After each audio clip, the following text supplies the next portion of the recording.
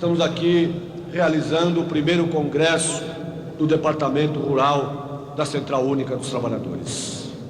Eu me recordo, em 1983, quando nós fundávamos a Central Única dos Trabalhadores em São Bernardo do Campo. Havia uma divisão imposta na cúpula do movimento sindical e nós imaginávamos que, em razão daquela divisão, nós não teríamos um congresso concorrido, um congresso com muitos delegados. Nos enganamos. Mas nos enganamos muito mais, porque nós imaginávamos, naquela ocasião, de que os trabalhadores rurais não participariam do Congresso Nacional em grande número. E tivemos que dar as mãos à palmatória, porque os rurais chegavam. Chegavam e chegavam em grande número. Chegavam e chegavam festejando. Chegavam e chegavam aguerridos como nenhum outro trabalhador chegava no nosso Congresso. Depois estivemos juntos no Rio de Janeiro e já tinha mais rurais do que no primeiro congresso. Depois fomos também no último congresso a Belo Horizonte e outra vez estavam os rurais presentes em grande número, fazendo mais de um terço do congresso, dando mais uma vez demonstração de que havia disposição, de que havia compreensão da necessidade da luta unificada entre os trabalhadores da cidade e os trabalhadores do campo. A classe grosseira e a classe operária, ansiosa espera a reforma agrária, sabendo que ela dará solução para a situação que está precária. Daí no projeto do chão brasileiro, de cada roceiro plantar sua área, de que na miséria ninguém viveria e a produção já aumentaria 500% até na pecuária. Trabalhador unido! Trabalhador organizado!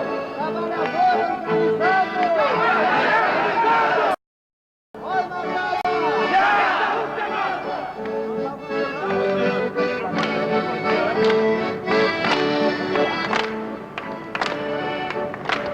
Valor que vive no chão só tem a metade da sua produção, porque a semente que eles semeiam tem que ser aveia como seu patrão.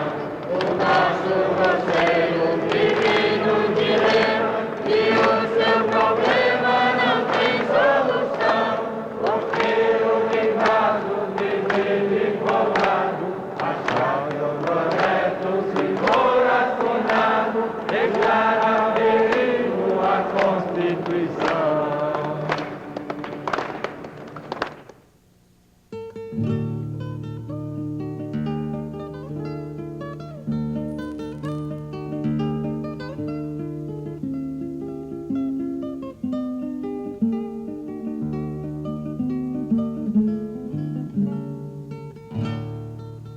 Esta história começou há mais de 30 anos.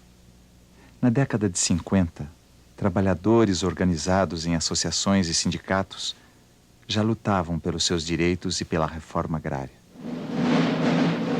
O golpe militar de 1964 interrompeu o crescimento das lutas e da organização dos trabalhadores no campo. Interrompeu usando a força e disseminando o medo. Muitos dirigentes sindicais foram afastados, perseguidos e mortos. É o que nos conta José Virgínio, líder das Ligas Camponesas de Pernambuco.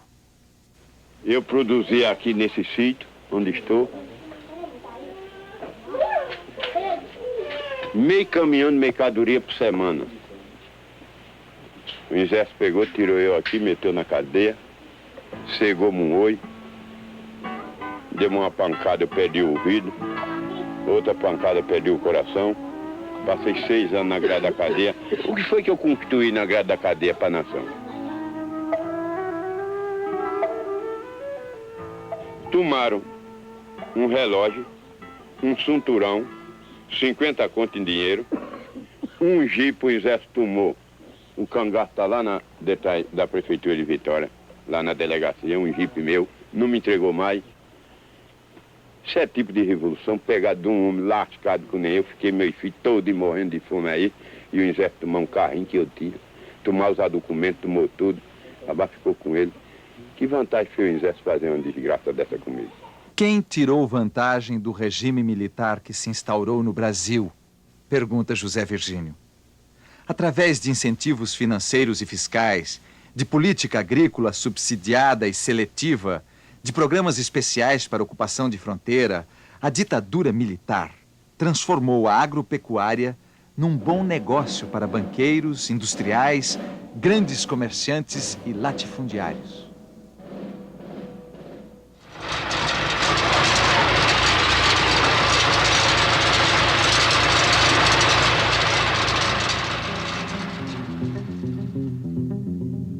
Os empresários beneficiaram-se dos preços do mercado internacional e o Brasil preparava-se para ser o celeiro do mundo. Para o mercado do primeiro mundo, são destinados 95% da nossa produção de suco de laranja.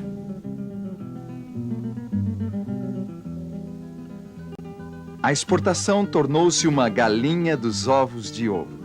Junto ao governo, lobbies asseguravam privilégios como isenções fiscais, subsídios e, em algumas circunstâncias, taxa cambial favorável. Ao mesmo tempo em que se produz para exportar, cresce a importação de alimentos básicos. Enquanto a fome aqui se alastra, parte de nosso farelo de soja é transformado em alimento para o gado europeu.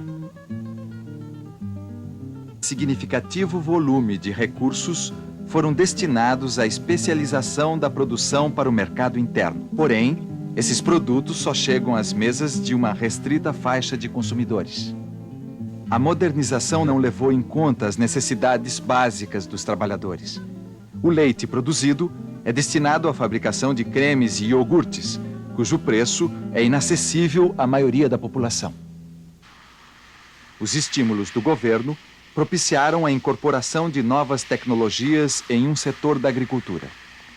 Porém, muitos projetos funcionaram como vitrine para garantir o acesso a recursos públicos que, na verdade, eram aplicados em outros negócios privados. Brasil, oh meu Brasil, Brasil, quem te usa não te ama. Brasil, oh Brasil, oh meu Brasil, Brasil, quem te usa não te ama. Brasil, quem manda aqui nesse país são os homens do dinheiro que vivem de exploração de janeiro a janeiro, enquanto o povo madruga pra não perder o emprego. O danado do patrão sai de férias pro estrangeiro. O Brasil, oh meu Brasil, Brasil, quem te usa não te ama. Brasil. Possuindo grandes extensões de terra, grupos nacionais e multinacionais passam a controlar a produção e a comercialização da borracha, da castanha e a transformar florestas em pastagens. Apropriam-se das madeiras nobres. Exploram os garimpos sem nenhum controle, sem nenhuma fiscalização.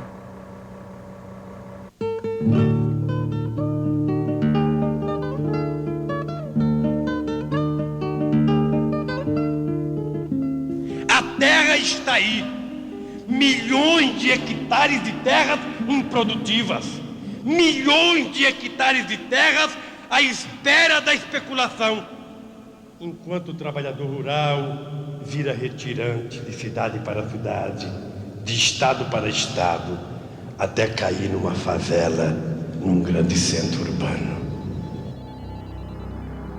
O ganho insuficiente e o desemprego tem levado trabalhadores a ocupar terrenos baldios nas periferias.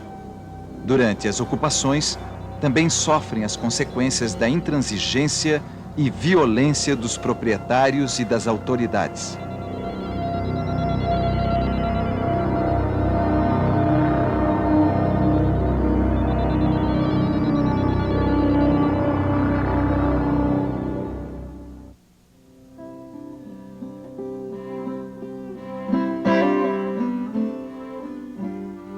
O desenvolvimento da agricultura alterou o mercado de trabalho, diferenciou e segmentou os trabalhadores, consolidando os assalariados rurais.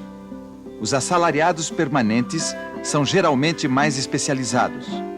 Muitos têm carteira assinada e alguns direitos trabalhistas assegurados. Os temporários, aliciados por empreiteiros, quase nunca têm seus direitos respeitados. Os assalariados são submetidos à intensa exploração. Trabalhando por produção, são roubados nas medições e estão sujeitos a cumprirem uma tarefa cujas dimensões não correspondem a uma jornada de trabalho. São frequentes as denúncias das péssimas condições de trabalho. O contato direto com agrotóxico tem contaminado os trabalhadores, prejudicando sua saúde e chegando a provocar mortes. O movimento sindical, a gente denuncia todas essas irregularidades. O Ministério do Trabalho é representado pelas delegacias regionais. A gente faz mesas redondas, discussões, denuncia essas irregularidades. Os fiscais vão lá, constatam essas realidades, mas não faz cumprir a lei. O desenvolvimento na agricultura também diferenciou a pequena produção. Uma parcela integrou-se à agroindústria e teve acesso à tecnologia moderna assegurada pelas empresas.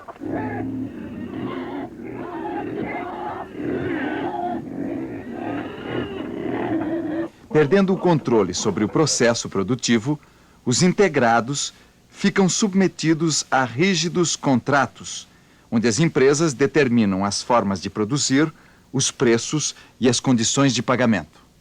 Se você está iniciando, a pessoa que vai começar a iniciar o plantio do fumo, eles dão todas as vantagens. Eles te fornecem toda a infraestrutura para você construir estufa, para construir galpão, e dão esse dinheiro, esse valor, liberado para pagar em 3 anos, em 4 anos, sem juros. Eles dão o capital e você não paga o juro. E a maior arma deles é a comercialização garantida. Eles, independente do tipo de fumo, a qualidade do fumo que você produzir, eles garantem que compram todo o fumo. Mas aí tem nesses 3 pontos. Primeiro, o juro que eles prometem pagar, eles tiram na safra. Você pode produzir um fumo de excepcional qualidade, mas você nunca consegue alcançar, em média, um preço que ultrapasse 60% do valor do fumo mais caro. Então, o que significa? Uma porque o plantador não tem a possibilidade de acompanhar o fumo, ele simplesmente enfarda o fumo, prepara o seu fumo e leva na indústria, ele simplesmente faz o que querem com ele. Segundo passo, com relação à infraestrutura, ela é feita de tal maneira, as estufas, os galpões a gente é obrigado a construí-los de tal maneira que eles sirvam somente para o plantio do fumo. Nós não temos a possibilidade depois de arrancar uma estufa ou de modificar um galpão, porque eles são planejados e nós somos obrigados a fazer tal ponto que não tem como reaproveitar. E assim são muitos outros pontos. Um expressivo número de pequenos agricultores não integrados se especializou. Para obter crédito, assistência técnica e insumos, vinculam-se às cooperativas, onde são socializados os prejuízos em momentos de crise. Porém, sem acesso às decisões das cooperativas dirigidas pelos grandes produtores, ficam endividados e sujeitos a perder a terra. Outros pequenos produtores não têm acesso à tecnologia. Sem qualquer apoio oficial, produzem em precárias condições. A gente sofre vários problemas lá na agricultura que não tem, um financiamento, não tem subsídio, não tem, nada de um atendimento da parte do governo. Tem sim a parte que quando a gente colheu, entrega lá por um preço mínimo, de miséria lá. Depois, quando está na mão deles, daí sim que tem preço, mas antes disso nunca tem preço a nossa produção. Há também pequenos produtores que produzem basicamente para subsistência.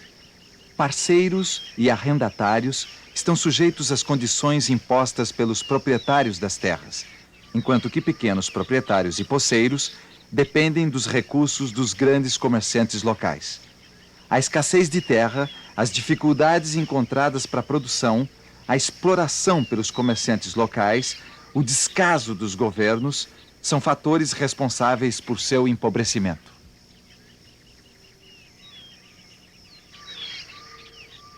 Trabalhadores extrativistas são também vitimados por este modelo de desenvolvimento. São pressionados a entregar sua produção aos donos da terra e regatões, cuja ação depredatória ameaça a floresta, condição primeira de sua sobrevivência biológica e social.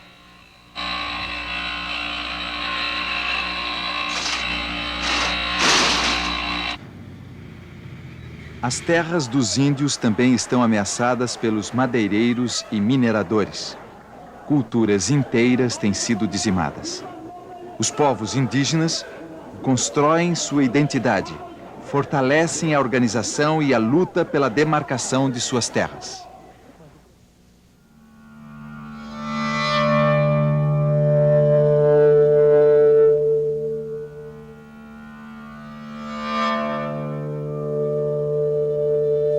Excluídos das vantagens do desenvolvimento econômico, os rurais retomaram velhas bandeiras e, ao mesmo tempo, renovaram o sentido de suas lutas.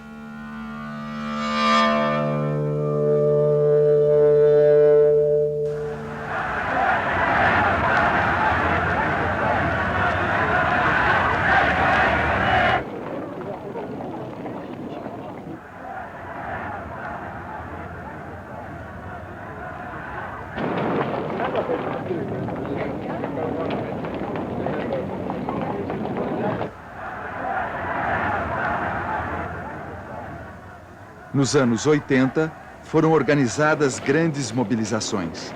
A luta dos rurais pela reforma agrária chegou às grandes cidades, falou à sociedade. Isso aí é uma forma pacífica de nós mostrar ao governo que o povo gaúcho não está contente e que saia a reforma agrária rápida.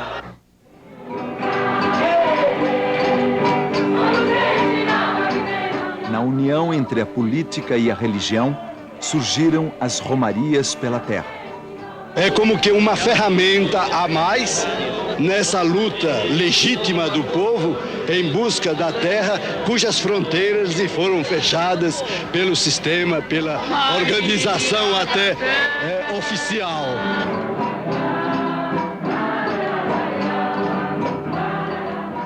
Agências bancárias foram bloqueadas pelos pequenos produtores em protesto à política agrícola. Nestas mobilizações, reivindicam a implantação de uma política agrícola diferenciada. Dessas lutas, surgem novas propostas organizativas. Os principais problemas colocados na pequena produção é a falta de capacidade que existe hoje de garantir a organização da produção e da comercialização. Infelizmente, nós não temos hoje uma política agrícola que garanta a participação dos pequenos produtores nas suas formas organizadas, através do sindicato, na organização da produção e da comercialização. E nós discutimos profundamente isso e estamos entendendo que está na hora de nós organizarmos isso através das associações de produtores, através da tomada das cooperativas que, basicamente, são cooperativas de pequenos produtores, só que são dirigidas por grandes latifundiários, ligados inclusive à UDR, e que levam a linha da cooperativa para esse lado. Os patrões inovam para defender seus interesses. Sindicatos e cooperativas patronais organizam mobilizações, procurando cooptar os pequenos produtores, escondendo as diferenças e falando em nome de todos os produtores rurais. E são duas máquinas ao mesmo tempo, quer dizer, enquanto você prepara a sua máquina, fazendo assembleia, fazendo encontro, trabalhando em busca de buscar mais trabalhador para trazer para essa luta, a classe patronal também não está parada. Eles têm todo um mecanismo, eles têm todo um meio de organização muito mais fácil do que a da gente. Eles têm telefone, eles têm carro, eles têm o governo do lado deles, eles têm a própria polícia do lado deles. Quer dizer, está tudo a gente acaba ficando sozinho de um outro lado com essa dificuldade. O avanço da organização dos rurais provocou a reação articulada dos latifundiários e empresários. Surge a UDR para liderar a luta contra a reforma agrária. É o mascote da UDR que estamos leiloando agora. Anos de pagamento sem juros e sem correção monetária.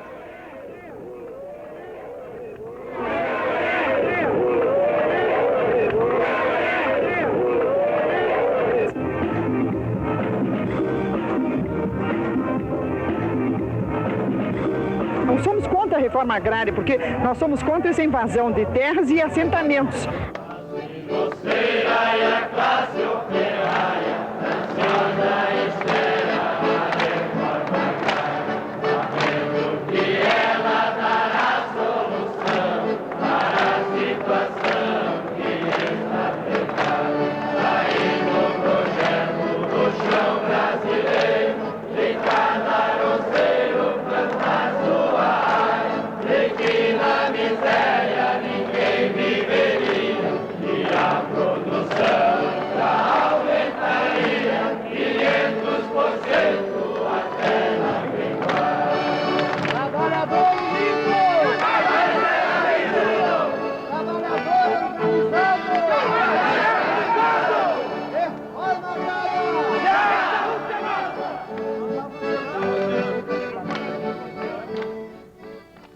Essas invasões estão sendo manipuladas por pessoas estranhas, não são trabalhadores rurais, são comerciantes, economistas, jornalistas, com vinculação política, tentando fazer na reforma agrária um palanque político.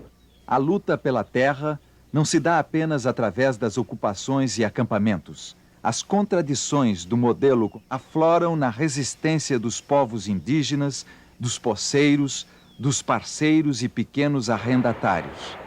Manifestam-se também nas lutas dos trabalhadores atingidos por barragens que contestam a política energética do governo.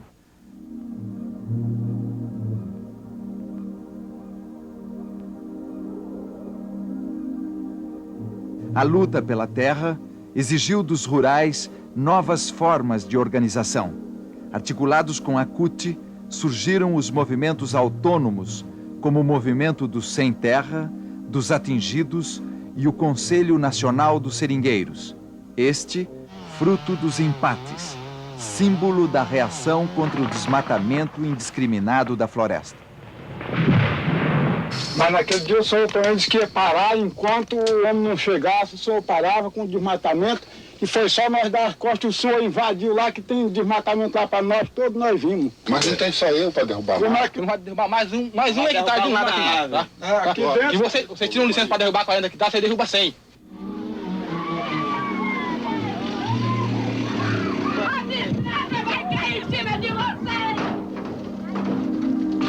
O despejo, através da violência dos capangas e da polícia, tem sido a principal resposta dada pela classe patronal e pelas autoridades quando estão em jogo as questões da desconcentração da terra.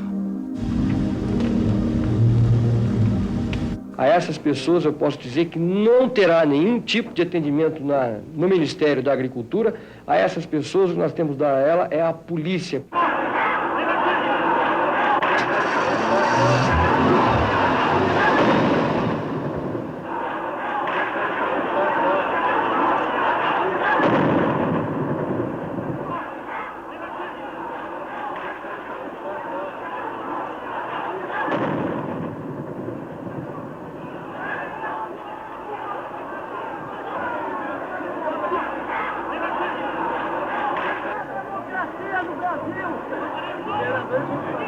A gente sendo farta das coisas, sem serviço, sem nada.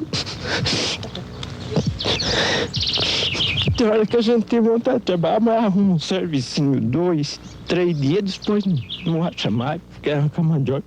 Não tem, então a gente fica pensando, as crianças devem um dia ter vontade de comer qualquer coisa, Um doce a gente não pode comprar. Por vezes, de pão, os rurais né? são lembrados em campanhas de caridade, nas quais só a natureza é responsabilizada pela miséria. Há 70 dias não chove no Paraná. Mais de 500 mil boias-frias já estão passando fome no interior do estado. Vamos arrecadar alimentos para reduzir o sofrimento dos boias-frias. Com a seca implacável, eles não encontram trabalho. Enquanto a decepção que aparece na vida do trabalhador, ele planta, fabrica, entrega pros homens, vê no fim do mês que seu bolso furou. Nunca vi quanta decepção que aparece na vida do trabalhador, ele planta, fabrica, entrega pros homens, vê no fim do mês que seu bolso furou. O problema não é a enchente e o sol, nem tão pouco a seca do Nordeste. São as cercas desses latifúndios que traz para o povo a fome e a peste.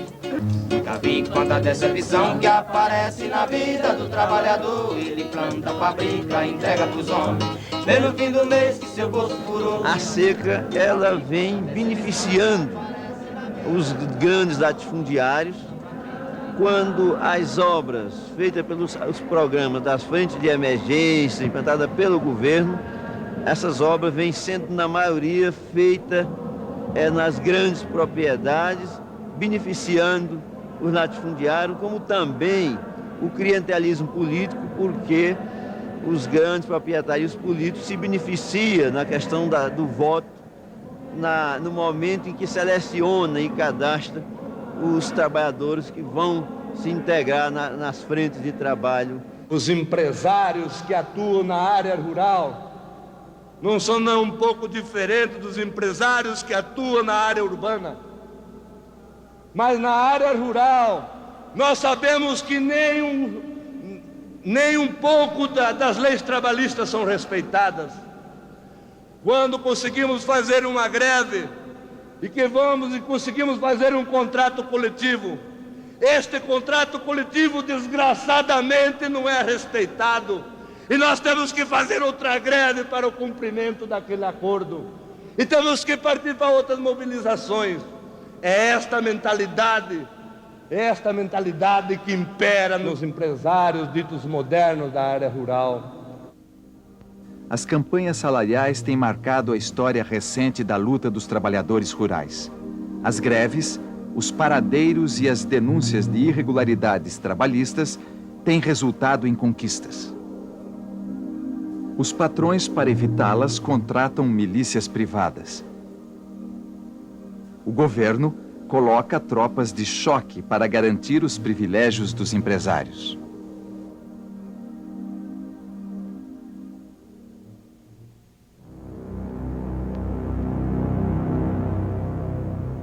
A repressão, o desemprego, o ganho insuficiente para passar o mês chegam a provocar revolta.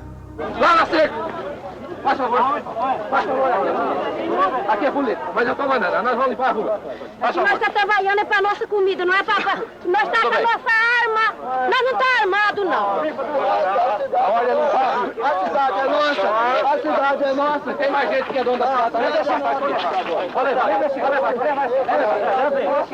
Prender os outros assim, sem fazer nada, porque até agora não quebrou o vidro de caminhão, nós não bagunçou nada, nós estamos aqui só parando caminhão de turma e não aconteceu nada até agora. Por que eles querem prender? Chegar e prender? Nós não temos uma comida para comer, meu pai do céu. Nós não temos uma roupa para vestir, meu Deus do céu.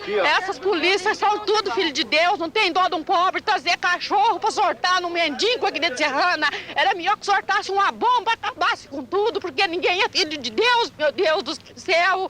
Nós não estamos armados, nós estamos para defender o nosso pau. Se vocês vêm para defender os usinhão, nós estamos para defender a nossa comida.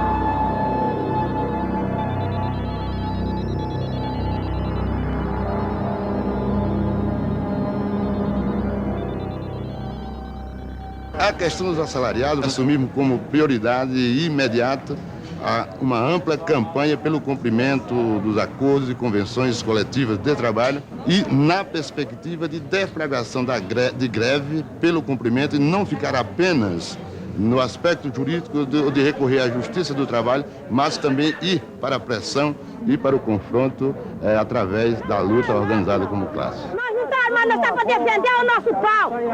Se vocês vêm para defender os 11 mil, nós estamos para defender a nossa comida.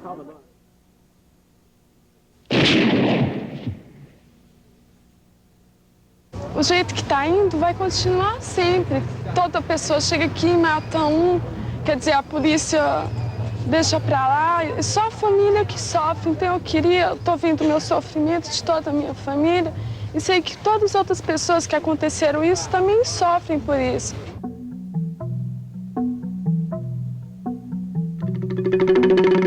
Isso é uma estratégia deles, matar a liderança, que a liderança é a que lidera os trabalhadores, é a que conscientiza os trabalhadores, que faz a formação dos trabalhadores. Então eles sabem que esse elemento que lidera tem que ser eliminado. A prepotência de Alagoa Grande, porque aqui eu não conheço, estão oprimindo a diretoria do Sindicato dos Trabalhadores Rurais de Alagoa Grande. Aí na sexta-feira recebemos uma agressão, mas eu quero dizer a vocês que nós não teremos e somos a luta até o fim. O Orlando, né, que escapou com vida, que hoje está em Belém, né, está em tratamento em Belém, ele afirmou que os caras disse que ia levar eles, né, ia fazer a chacina deles, ia matar eles e voltava para me buscar e buscar um outro.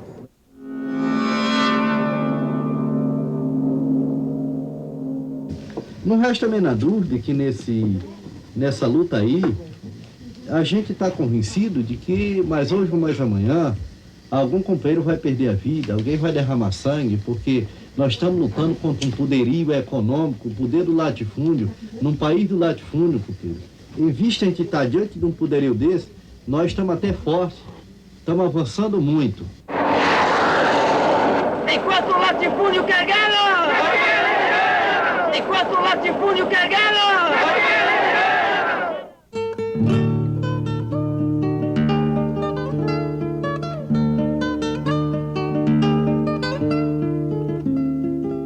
Há 10 anos atrás, a gente estava isolado, discutindo lá na delegacia sindical, discutindo lá no nosso município. Hoje estamos realizando o primeiro congresso dos rurais para discutir propostas a nível nacional.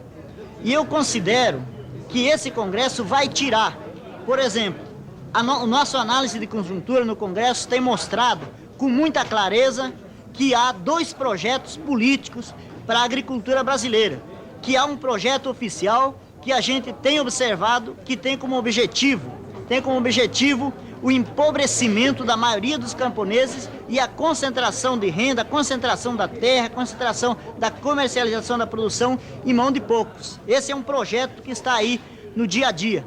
E nós, enquanto movimento sindical cultista, estamos discutindo um outro projeto. Agora, precisamos ter consciência de que esses projetos vão continuar se confrontando na luta do dia a dia. Nenhum fazendeiro vai fazer reforma agrária. Nenhum latifundiário vai fazer reforma agrária.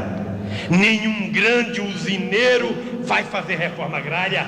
A reforma agrária será feita o dia que a classe trabalhadora brasileira do campo e da cidade tomarem consciência de que ela tem que ser obra da própria organização e da disposição de luta da maioria do povo brasileiro. A reforma agrária não é uma coisa do camponês, é uma coisa do estudante, é uma coisa do médico, é uma coisa do metalúrgico, é uma coisa do bancário, é uma coisa de todo o conjunto da classe trabalhadora. A classe operária, ansiosa espera a reforma agrária, sabendo que ela dará solução para a situação que está precária. Olha, o maior problema hoje, inclusive no campo cultista, é fazer com que a gente tome esses sindicatos organizando oposições sindicais para ganhar o sindicato, consequentemente a gente ganhar a federação. No momento quando a gente vai estar disputando uma federação ou ganhando uma federação, a gente não pode deixar de construir a CUT. As divergências do nosso movimento ajudam a construir o movimento sindical.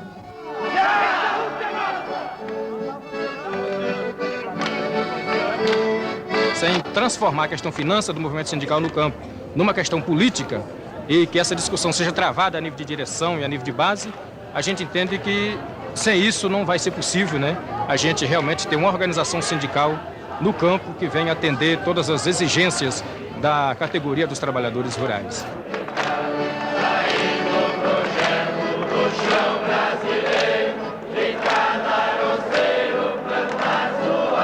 Nossos companheiros dirigentes sindicais não estão conseguindo discutir com a base do sindicato aquilo que é discutido nas direções. A grande massa dos trabalhadores rurais, seja eles assalariados, pequenos proprietários, meeiros, parceiros, arrendatários, ou sem terra, estão fora do sindicato, não estão associados nos sindicatos. E nós temos que compreender, querer reerguer e trazer o sindicalismo como uma proposta importante, onde se cria esta credibilidade, este crédito que os trabalhadores têm que dar à sua organização. É uma tarefa extraordinária, muito difícil desse Congresso.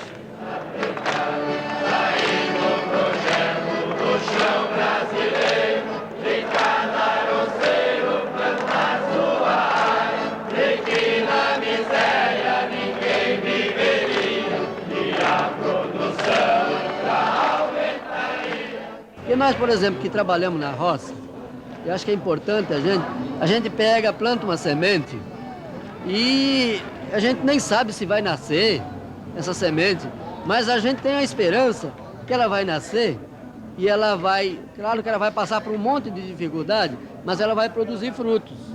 Eu acho que nós estamos aqui hoje plantando ou replantando, não sei como é que seria isso daí, mas no final de contas nós estamos plantando alguma coisa que realmente vai dar fruto para nós trabalhadores e que vai dar fruto para o fortalecimento da central sindical, né, que é o que a gente está construindo aí.